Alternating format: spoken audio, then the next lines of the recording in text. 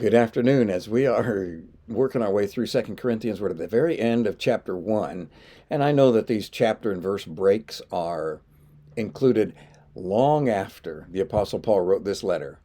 But it's still a good pause here. And he's challenging them. He says, "Look, I didn't come to you for good reason.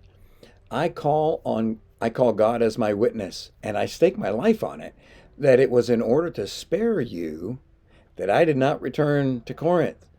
Not that we lord it over your faith, but we work with you for your joy, because it is by faith that you stand firm."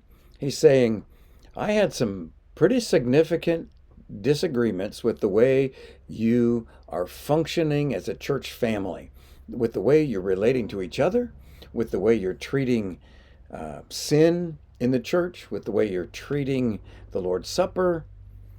And I didn't come personally because I would have been extremely harsh with you.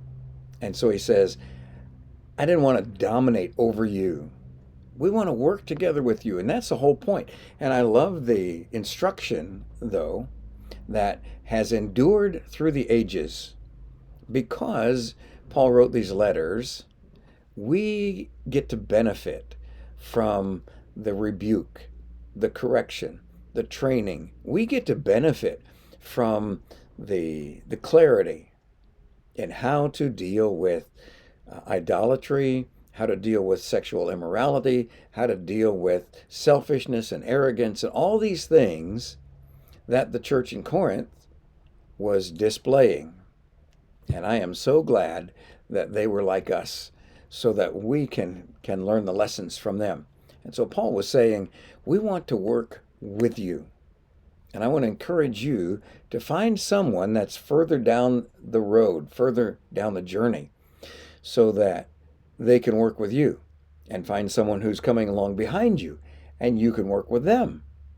Not to be dominated or to lord it over someone else, but to work together for our joy, because it's by your own faith that you stand. And the Corinthian Christians were believers. They were addressed by the apostle as brothers and sisters. We're family, adopted into the family of God. And it's by your faith, even if it's feeble, even if it's not as strong as somebody else's faith, your faith is enough to make you stand, because it's Jesus Christ himself who causes us to have confidence, not in our ability, but in his righteousness.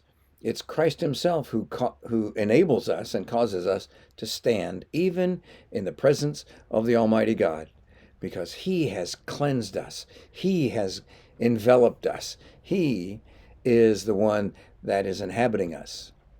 So it's by our faith that we stand, and we look at one another, and we intend to work together for Christ's joy that we get to participate in. God bless you as you move through your day. I hope it's delightful, and that this encouragement is refreshing to your heart. God bless you, because he loves you. I'll just say it this way. He loves you, and we love you too.